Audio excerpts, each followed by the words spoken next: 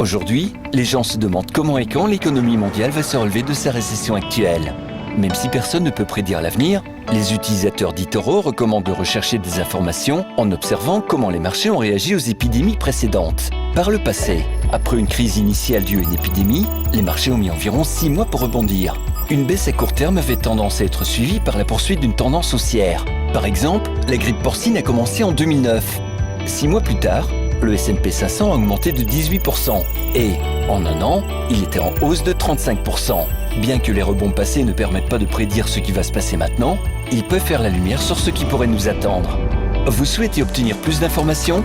Sur eToro, vous pouvez consulter, poser des questions et comparer les stratégies de plus de 10 millions d'utilisateurs du monde entier. Participez à la conversation sur eToro, le leader mondial des réseaux de trading social.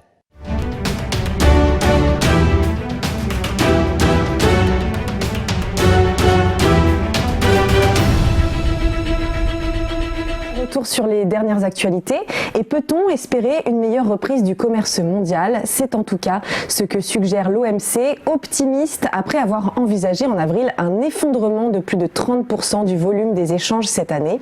Avec l'arrêt des entreprises, des transports maritimes et aériens, le pire était dans le viseur des économistes. Pourtant, la baisse se limiterait finalement à un peu plus de 10% si la reprise économique se confirme.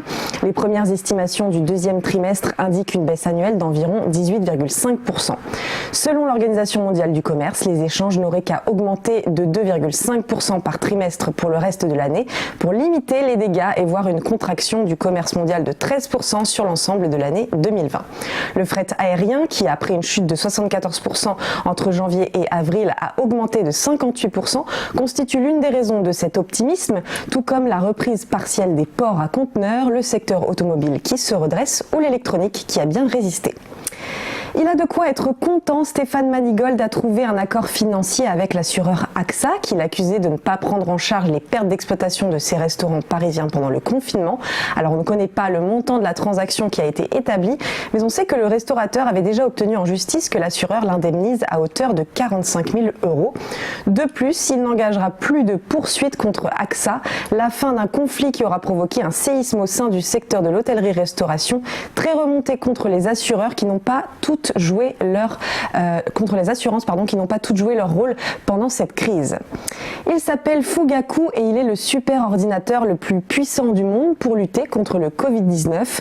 Conçu avec le géant nippon Fujitsu et des composants du groupe ARM, propriété de SoftBank, il dispose d'une puissance de calcul de 2,8 fois supérieure à celle de l'ancien leader dans le domaine, le supercalculateur IBM Summit élaboré dans le Tennessee.